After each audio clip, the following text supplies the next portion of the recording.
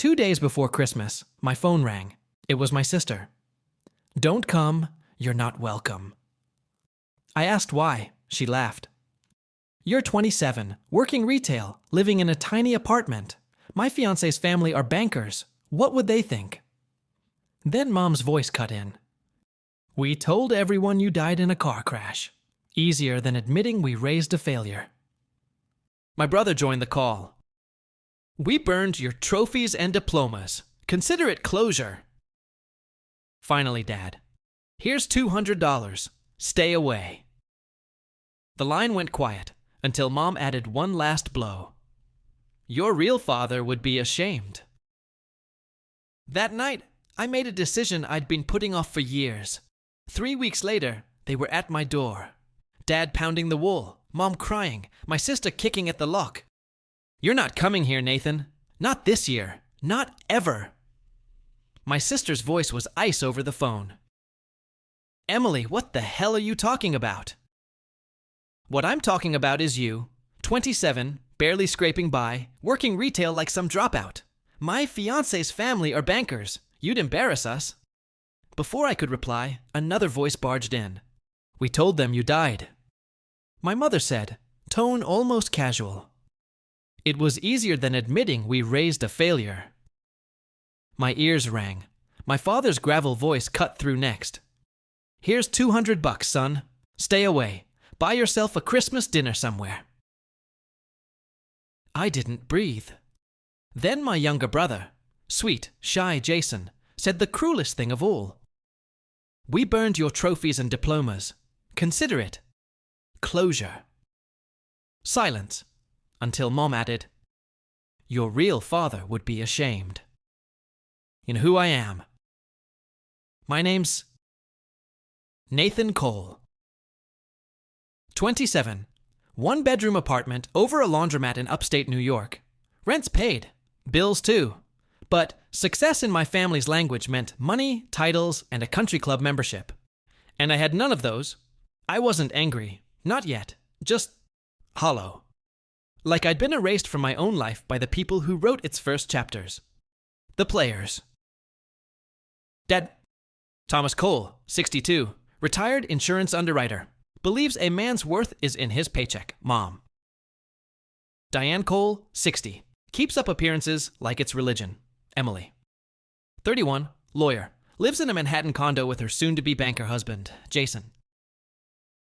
24. College golden boy. Full scholarship, their pride and joy. "Why would you tell people I'm dead?" I asked. My voice didn't shake, but my hands did. "Because it's cleaner than explaining why you're still you." Emily said. "Still what?" "Still stuck." Dad replied. "Still making excuses." "I've worked every day since I was 16. I said, "Retail isn't work, Nathan. It's what people do when they can't do better." Mom said, her voice dripping pity.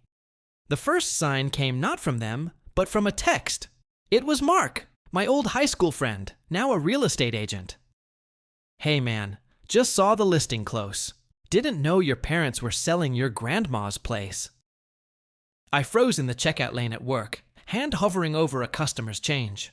Grandma's house, the only place that ever felt like home, in the warm, unqualified sense of the word.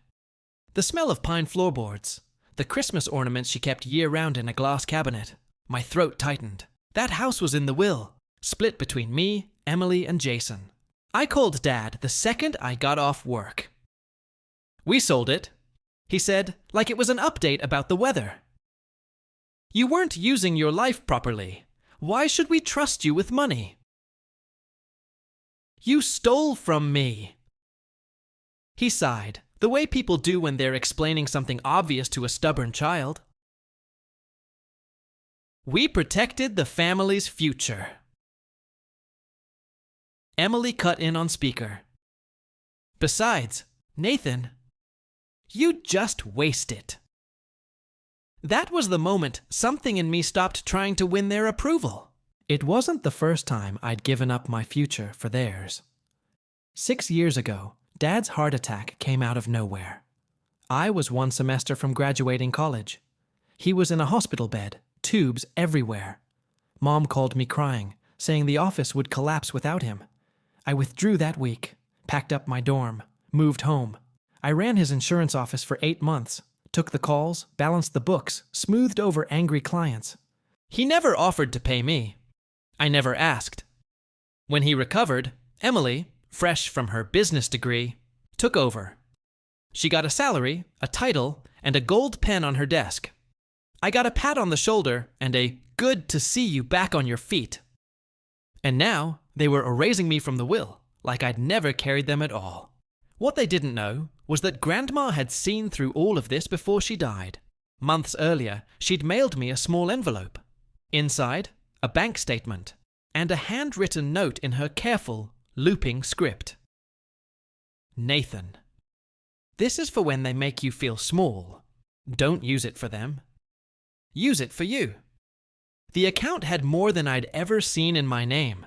I never touched it, not even when rent got tight. I kept it like a secret weapon I didn't know when to use. Now I did. That night, I scanned the note and the bank statement. Then I sent them to every relative, every family friend. And most importantly, Emily's future in-laws, the Westons, who cared more about integrity than Emily would ever realize. The subject line was simple. From Grandma, in her own words. 3 weeks later, the pounding on my apartment door sounded like a battering ram. When I opened it, Dad's face was red and trembling. Mom's mascara was streaked like black rain.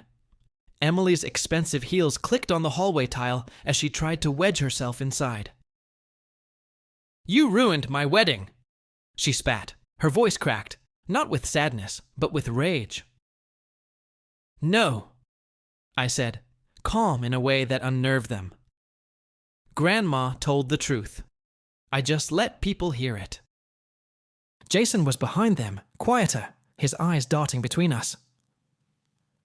"Why didn't you tell me?" he asked, voice low. "Because you'd tell them," I said. "And I needed them to hear it in public."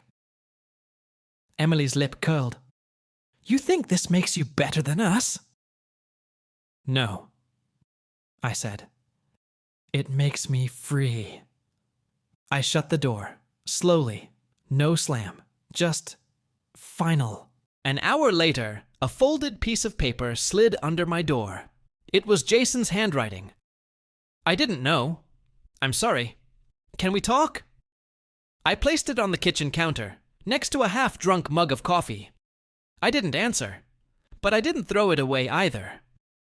That night, I sat in my worn armchair, listening to the laundromat machines humming below me. For the first time in years, my apartment didn't feel like exile. It felt like a fortress. 4 months have passed. I haven't heard from Mom or Dad. Emily's wedding went ahead, but not in the glittering ballroom she'd planned. Rumor is, the Westons downsized it after the email. The pictures online looked modest. Jason visits on Saturdays sometimes. We talk about music, old movies, and his classes. We don't talk about that night. Not yet. Trust is slow work. I'm back in school, online this time. I volunteer once a week at a shelter. The people there don't ask what you do for a living. They ask if you're warm, if you've eaten. Grandma's account is still untouched. Not because I'm saving it for revenge. Because when I finally use it, I want it to be for something worth more than payback. They tried to bury me. They forgot I was a seed. If you've ever been cut off or betrayed by your own family, remember, your value isn't up for them to decide. It's yours. Have you been through something like this? What did you do? Or what would you do if you were Nathan? Share your thoughts in the comments. I'll be reading them. If this story hit home, hit like. Subscribe for more real-life drama stories, and share this with someone who needs to know they're not alone. Your story matters too.